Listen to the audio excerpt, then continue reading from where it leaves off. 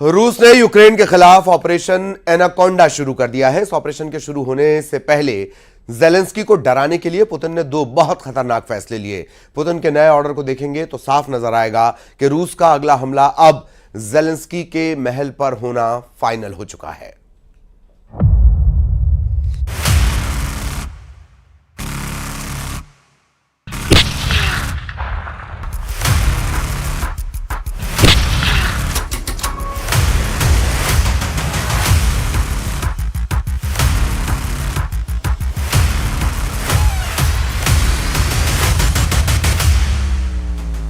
इस धमाके ने, इस हमले ने पुतिन को दो बड़े फैसले लेने पर मजबूर कर दिया। सीसीटीवी फुटेज में इस मिसाइल अटैक को देखकर पहले लगा जैसे गाजा पर हमले का नया वीडियो आया है, लेकिन फिर पता चला कि बेलग्रद शहर यानी रूस की जमीन पर बहुत बड़ा अटैक हुआ है। इमारत के मलबे से 15 लाशें निकालने के बाद रूस ने बहुत बड़ा फैसला कर लिया है। रूस के लोगों की लाशें देखकर पुतिन बहुत गुस्से में है। बहुत से लोग घायल हैं, मलबे में दबे हुए हैं। यह ऐसा अटैक है जिसमें एक इमारत नहीं गिरी बल्कि रूस की ताकत को चैलेंज किया गया है। इस हमले ने सिर्फ मॉस्को ही नहीं बल्कि क्रेमलिन और पुतिन के दफ्तर तक सब कुछ हिलाकर रख दिया है। और फिर पुतिन ने दिए दो बड़े ऑर्डर। ऑर्डर नंबर 1, पुतिन ने अपने सबसे बड़े कमांडर को बदल दिया है। पुतिन ने रूस के रक्षा मंत्री को बदल दिया है। सर्गेई शोइगु को हटा दिया गया है। और ऑर्डर नंबर 2, यूक्रेन के खार्किव में ऑपरेशन एनाकोंडा शुरू हो चुका है। जेलेंस्की का दूसरा सबसे बड़ा किला घिर चुका है और इसे रूस का ऑपरेशन एनाकोंडा कहा जा रहा है। पुतिन के ये दो बड़े फैसले यूक्रेन के बड़े हमले के फौरन बाद आए हैं। रूस का दावा है कि बेलग्रद में इस इमारत पर यूक्रेन की मिसाइल से हमला हुआ है। बिल्डिंग का एक हिस्सा फौरन भरभरा कर गिर पड़ा। बताया जा रहा है कि यूक्रेन ने तोचका टैक्टिकल मिसाइल से हमला किया जो सीधे इस रिहायशी इमारत पर आकर गिरी। रूस की जमीन पर हुए इस हमले का वीडियो देखकर पुतिन ने बहुत घातक जवाब देने की तैयारी कर ली है। हमला रूस में सुबह 11:40 पर हुआ और ठीक 12 घंटे बाद रात 11:40 पर पुतिन ने बड़ा फैसला कर दिया। एक तरफ रक्षा मंत्री सर्गेई शोइगु को बदलकर पूर्व डिप्टी प्राइम मिनिस्टर एंद्रे बेलूसोव को नया डिफेंस मिनिस्टर बना दिया, तो दूसरी तरफ यूक्रेन के खार्किव को रौंदने के लिए रूस ने ऑपरेशन एनाकोंडा शुरू कर दिया। ऑपरेशन एनाकोंडा यानी ऐसा युद्ध जिसमें खार्किव को चारों तरफ से जकड़कर जेलेंस्की की फौज का दम घोंट दिया जाए। यही पुतिन की सबसे खतरनाक रणनीति है, जिसमें सबसे बड़ा टारगेट तो यूक्रेन के राष्ट्रपति वोलोदिमीर जेलेंस्की हैं। राजधानी कीव के बाद खार्किव का शहर उनका सबसे बड़ा किला माना जाता है। खार्किव का हाल देखकर जेलेंस्की ने रात 12 बजे एक वीडियो मैसेज रिलीज किया है जो अब पूरी दुनिया में वायरल हो चुका है। Особлива увага Харківщині. Тривають оборонні бої, жорстокі бої на значній частині нашої прикордонної смуги. Є села, які фактично із сірої зони стали зоною ведення бойових дій, і окупант намагається в частині з них закріпитись. मई 2024 का महीना यूक्रेन के लिए वो आफत लेकर आया है जिसका सामना जेलेंस्की ने अभी तक नहीं किया है। यूक्रेन को डर है कि मई 2024 में रूस ने उसके 100 टुकड़े करने का प्लान बना लिया है।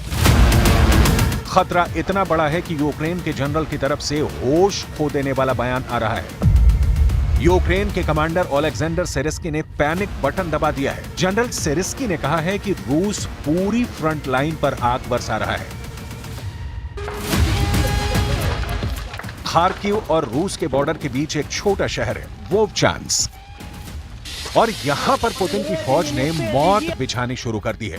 यह बात खुद जेलेंस्की दुनिया को बता रहे हैं। Зокрема, на околицях міста Вовчанськ ситуація надзвичайно складна, місто під постійним російським вогнем і тривають контрударні дії наших військових в місті, місцевим мешканцям допомагають.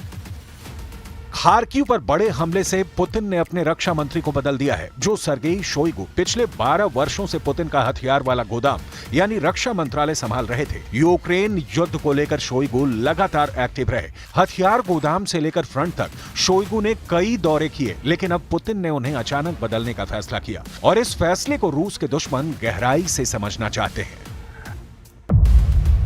पुतिन ने 68 साल के सर्गेई शोइगु को हटाकर उन्हें रूस की सुरक्षा परिषद का सचिव बना दिया है। वहीं अब 65 साल के एंद्रे रेमोविच बेलोसो को रक्षा मंत्रालय की जिम्मेदारी दी गई है। कहा जा रहा है कि बेलोसो आर्थिक मुद्दों को बेहतर समझते हैं।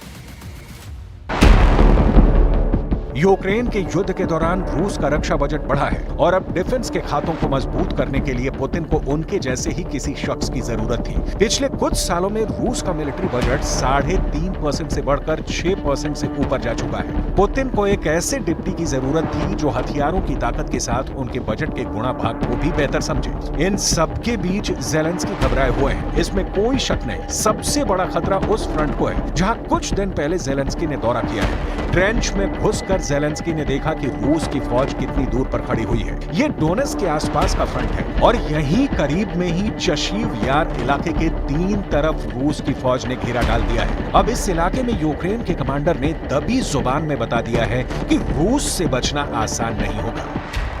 Лінія оборони довкола Часового Яру є дуже динамічною. Можна сказати, вона вся палає у вогні. यूक्रेन के कर्नल का डर सही है। रूस नोवो मिखेलिविका इलाके पर कब्जा कर लिया है। ये जगह भी डोनेट्स्क के करीब है। पुतिन अब रहम दिखाने के मूड में नहीं है। पुतिन को रिजल्ट चाहिए। हफ्तों की गोलीबारी के बाद रूस ने यहां ड्रोन से वीडियो बनाकर दिखा दिया है कि उसका इलाके पर कब्जा हो चुका है। One of Ukraine's biggest needs right now is to find a way to better defend itself against these barrages of Russian missile attacks. And what they really need is what President Zelensky called today an air shield, really something to be able to protect their cities from all of these incoming missiles.